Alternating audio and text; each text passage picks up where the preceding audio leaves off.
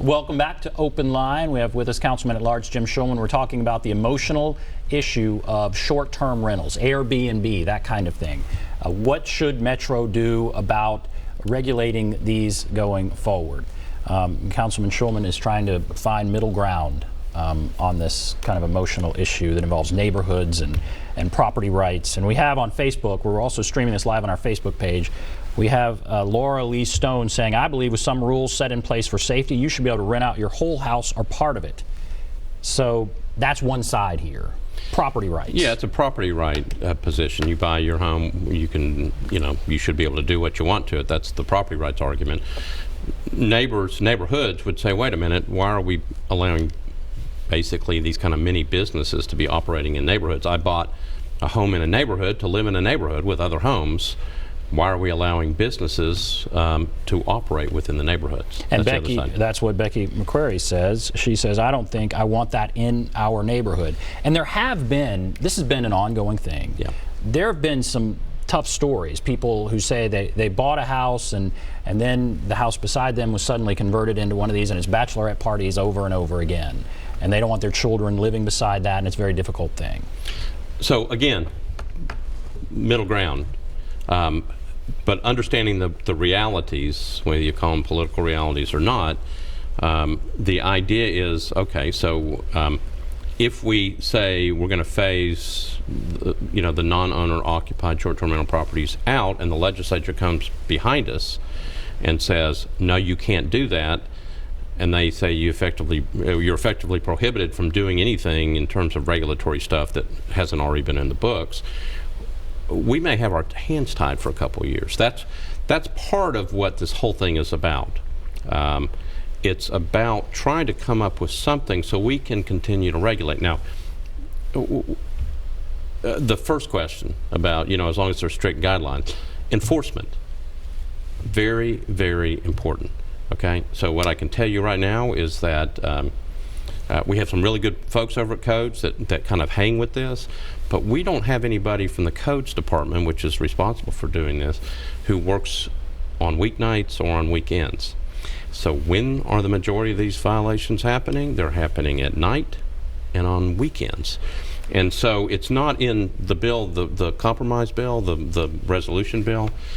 It's in, it's coming behind it. We have to do something. You can't set up any regulations, regardless of what happens with this. You've got to have some type of group, and they probably need to be either off-duty police. They need to have some type of uniforms. You don't want to send people out in the middle of the night to go try to figure out how many people are living in a house or a wild party or anything like that. But you've got to have some enforcement. And that's one thing I think in many cases both sides agree upon.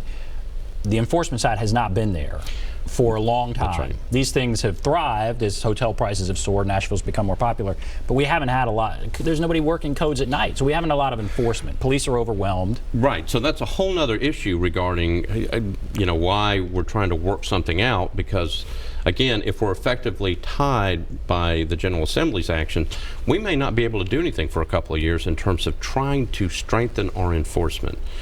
Very, very important. And when I told you at the beginning that I really didn't have a position on it, I didn't. That's why I was picked. But I did see the fact that we had no enforcement.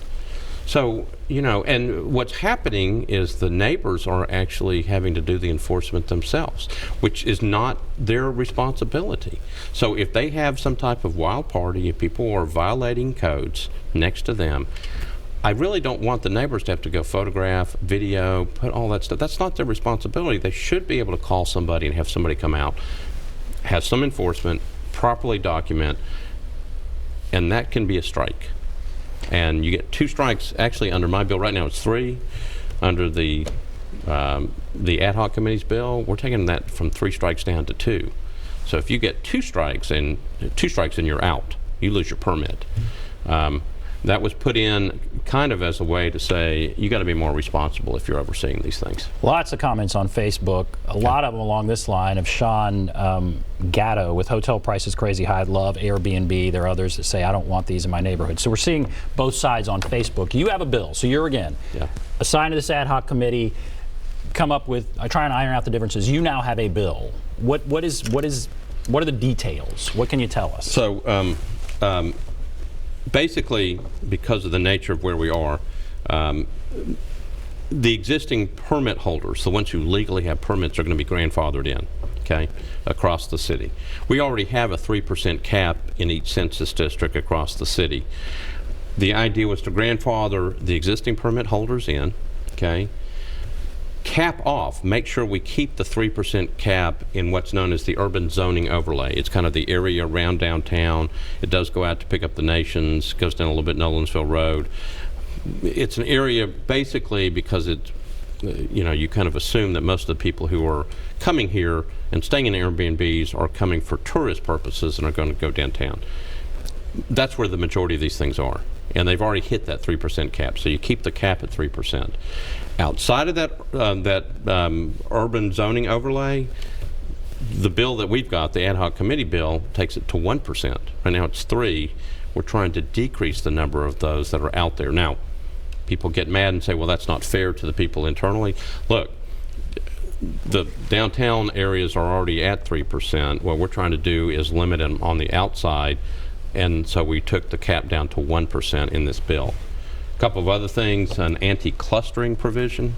So if somebody actually applies for a new permit and there's one located in a particular area, it's 1,320 feet, it's a quarter mile. You put a line on that, you can't have another one within a new permit within a quarter mile circumference of that property. So how do they feel about that? How does industry feel about that? Because again, that would mean if I had a house I wanted to rent out or an Airbnb, yep, and somebody else had gotten a permit within 1,000 feet of me or whatever, I'd be out of luck. If you come up with a resolution, you got to keep pushing. I mean, right, you're not going to make one side happy. Right. At this point, I'm doing a pretty good job of making nobody happy. But the idea is, look, I mean, if people, you're listening to people. We listen to people, and they don't, the neighborhoods. I understand. Some of them do not like these things, but if we're going to put in some restrictions, then we're going to put them in. And so an anti-clustering provision says, look, people don't, they don't want a bunch of them all together. Can't help the ones on the grandfathering part, those grandfathered in. But from now on, anti-clustering. You can't have one within a quarter mile of an existing one, okay? A couple of other things.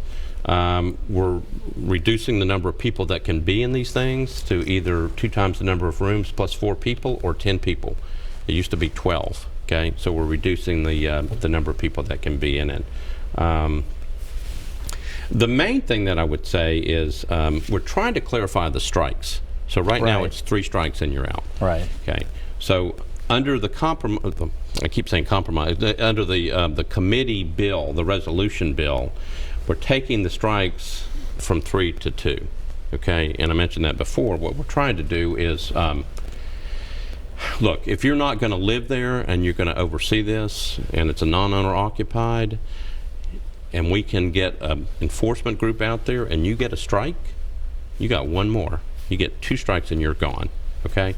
So we have a lot of neighbors that are saying there's all kinds of stuff happening, and there's wild parties and noise and all this other stuff. We talked to the Board of Zoning Appeals, who gets these cases. They didn't have a lot of these. They have more that are just non-permitted. We had given them some discretion, the Board of Zoning Appeals, to deal with the non-permitted. This bill is also taking that discretion away. Mm-hmm. You don't have a permit when you walk in, you don't get any breaks. You can eventually maybe get another one later, but I think it was a year provision, a year penalty provision.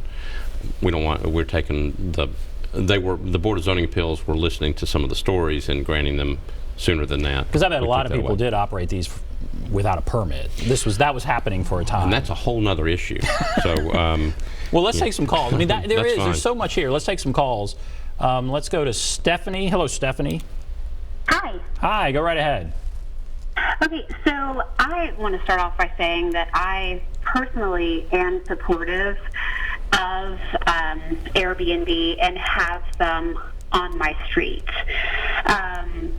My question is, Airbnb homeowners are selling a service and they're making a profit in their home, giving, tourists to Nashville a place to stay and helping, our local economy.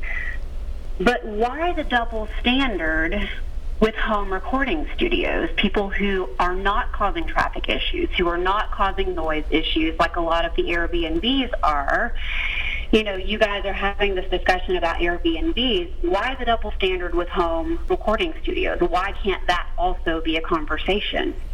So Airbnbs are allowed. Why can't home recording studios be allowed?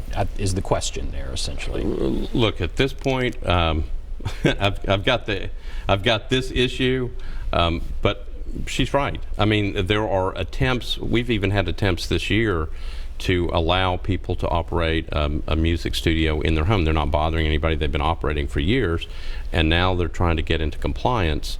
And there are serious arguments that are going on between, again, the same groups, not Airbnb, but people who want to just, are been in their neighborhoods and are trying to operate, a small business without bothering anybody. And the neighborhoods that say, no, neighborhoods are for neighbors.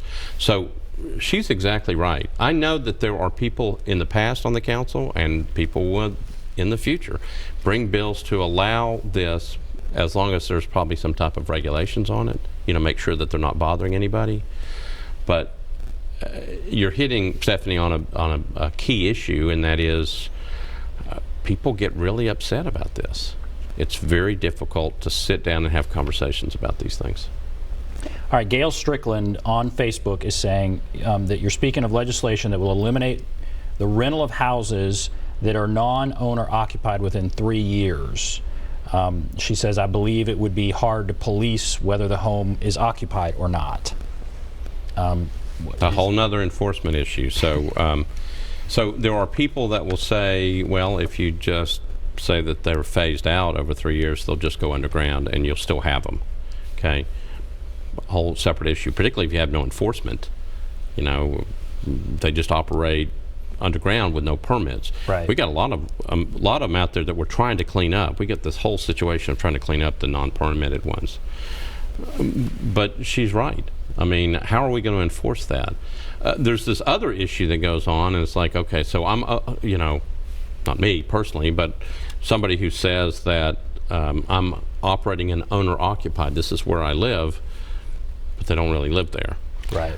That's a whole nother issue. You're chasing people down in the street trying to figure out who lives what. What if they just put a bed and they sleep there every so often? Part of this thing is that this is an ever-growing series of issues. We're trying to get our handle on it. And what I would say, again, on behalf of the ad hoc committee trying to come up with a resolution, is that we kind of lose that ability if the General Assembly comes back behind us and says, for the next couple of years, you're effectively prohibited from stopping these, including regulatory action. All right, we're going to take a break. Sure. Cindy and others, hold on the line. I'll take your call when we come back. Others on Facebook, keep posting. I'll read more of those comments. Take a break. Be back right after this.